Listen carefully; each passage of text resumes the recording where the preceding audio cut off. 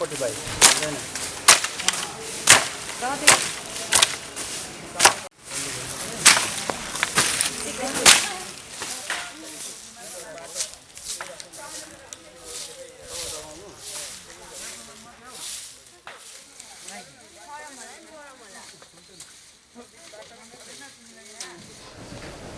सबैजनालाई नमस्कार। म ओसी गोरुबथान थाना अनि कालिम्पोङ डिस्ट्रिक्टको तर्फबाट र मेसेज दिनु चाहन्छु, विशेष गरेर यो चाइल्ड राइट्सको बारेमा। चाइल्ड राइट्स युनाइटेड नेसन्स कन्भेन्सन्सले सिलेक्ट गरेको थियो कतिवटा राइट्स नानीहरूको लागि, विशेष गरेर हाम्रो देशमा इन्डियामा पनि त्यही एडप्ट गरेको छ। त्यसको 31 इयर्स सेलिब्रेसन हुँदैछ, सबै जग्गामा हुँदैछ। विशेष गरेर कालिम्पोङ डिस्ट्रिक्ट, गोरुबथान, जलढाका सबै जग्गामा हुँदो रहेछ यो प्रोग्राम। नानीहरू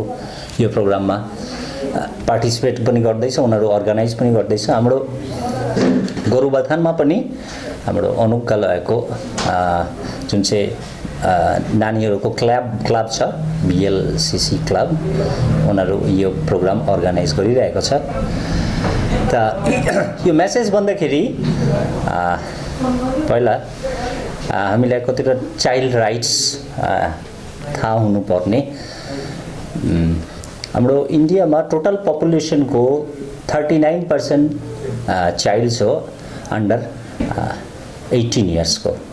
त उनीहरूको मेन राइट्स भन्दाखेरि rights of health, rights of education, rights of freedom of speech, सबै राइट्स उनीहरूलाई छ। त्यो राइट्सहरू हामीलाई सोसाइटीलाई, गभर्मेन्टलाई 100% उनीहरूलाई उपलब्ध गराउनु पर्ने। अन्त यो छोडेर पनि धेरै विषयमा हाम्रो नानीहरूको प्रोटेक्सन दिनु दरकार छ। Protection from negligence, protection from तपाईको sexual abuse, protection from exploitation, यो एकदम जरुरी छ। त त्यसको लागि हाम्रो सरकार पनि गरिरहेको छ। हाम्रो प्रत्येक लेभलको आफ्नो कतिवटा काम रहेछ यो नानीहरूको राइट्स प्रिजर्भ गर्नुको लागि, उनीहरूलाई प्रोटेक्सन दिनुको लागि। त हाम्रो गोरुबथान थाना पनि यो विषयमा एकदम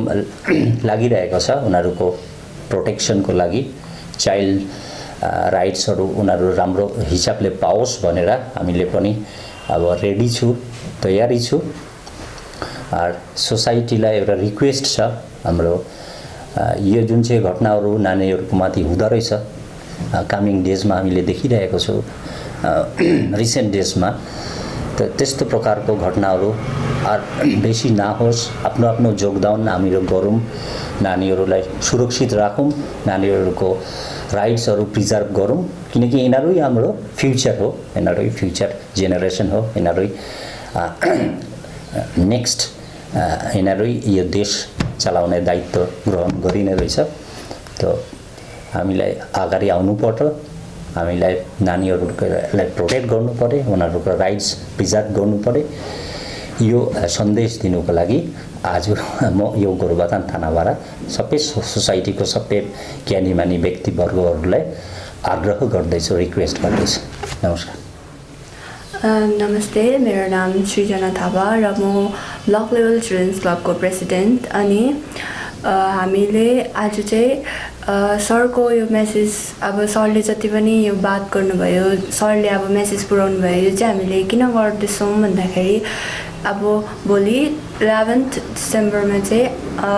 UNCRC रेक्टिफाई भएको इन्डियामा 28 इयर्स भएको छ। र यसमा चाहिँ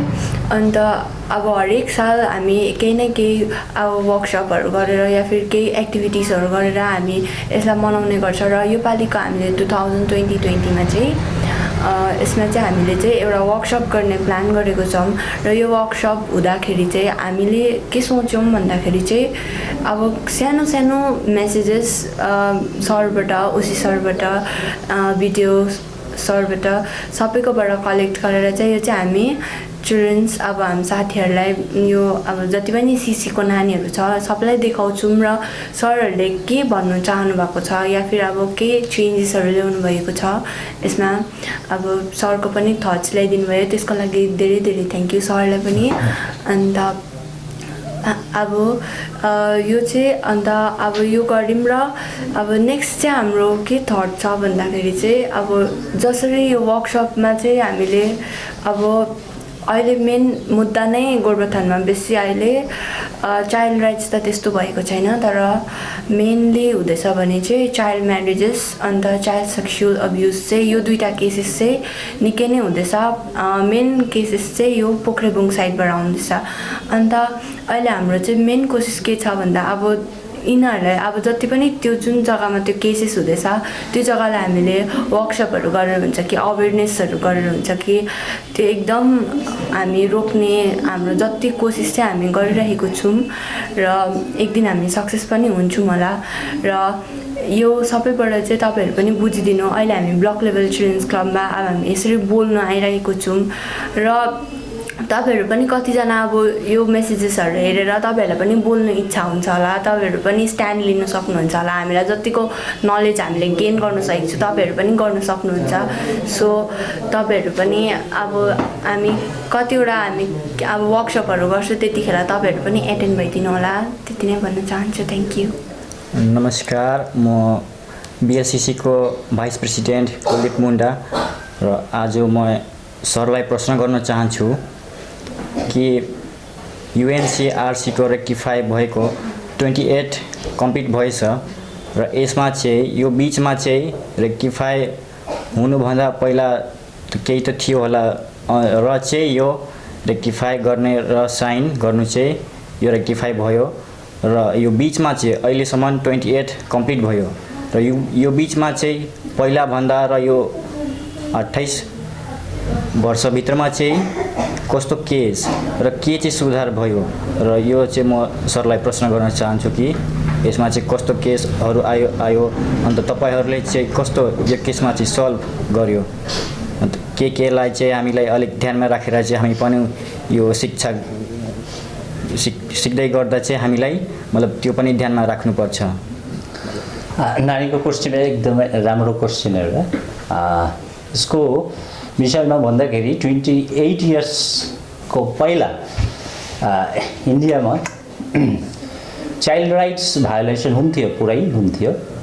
चाइल्ड राइट्स भायोलेसन भएर child abuse child marriage child लेबरको केसहरू पुरै हुन्थ्यो तर त्यति बेलाको टाइममा यो केसहरू रिपोर्ट हुन्थेन बेसी यो केसहरू त्यति बेलाको सिचुएसन जहाँ थियो अहिले सिचुएसन धेरै चेन्ज भएको छ अहिले जागरुकता आएको छ समाजमा जागरुकता आएको छ सिटिजनभित्र जे यस्तो एउटा घटना भयो भने यसलाई पहिला जानकारी गराउनु पर्यो त्यसको एउटा सिस्टम बनाएको हुन्छ जे कुन प्रोसेसमा जानकारी गराउनु पर्यो पहिला थाना लेभलमा त्यहाँबाट कोर्ट लेभलमा त्यहाँबाट कोर्टबाट त्यसको रेक्टिफाई गर्नुको लागि नानीहरूको कोर्ट हुन्छ नानीहरूको कोर्टदेखि जेजेबी हुन्छ त्यसको एउटा प्रोसेस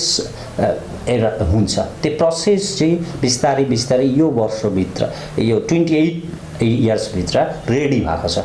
यो हामीले रिसेन्टली देख्छौँ जेजेबी गठित भएको छ रिसेन्ट इयर्समा 25 इयर्सको अगाडि यस्तो सङ्गठनहरू थिएन सिडब्ल्युसी जस्तो वेलफेयर कमिटीहरू थिएन जेजेबी जस्तो बोर्डहरू त्यति थिएन त्यति बेला अहिले यो किन आएको छ त्यही कारणले जे यो कन्भेन्सन जुन चाहिँ राइट्स नानीहरूको छ त्यसलाई हामीले कसरी तिनीहरूलाई दिनु सकौँ प्लस केही नराम्रो भयो भने नानीहरूको एब्युज भयो भने एक्सप्लोइटेसन भयो भने त्यसको रिपोर्ट गर्नु प्लस एक्युजलाई पनिसमेन्ट दिनुको लागि एवं नानीको आफ्नो जिन्दगी सुधारको लागि जुन चाहिँ सिस्टम बनाउनु पर्ने त्यो सिस्टम एउटा गभर्नमेन्टले बनाएको छ प्लस हाम्रो सोसाइटीमा पनि त्यसको जागरुकता धेरै आएको छ जुन चाहिँ पहिला थिएन पहिला यो केसहरू मान्छे नजरअन्दाज गर्थ्यो मतलब आँखा अगाडि भइरहेको छ र पनि त्यसलाई एभोइड गरेर जान्थ्यो कसैले त्यसलाई रोकथामको लागि त्यति अगाडि आउँथेन अहिले त्यो जागरुकता मान्छेको भित्र भएको छ। अहिले त्यो सिस्टम रेडी भएको छ हाम्रो देशभित्र जो कसरी यसलाई रोकथाम गर्नु पर्यो। यो चेन्जेस चाहिँ 28 इयर्सभित्र आएको छ। Press the bell icon on the YouTube app and never miss another update.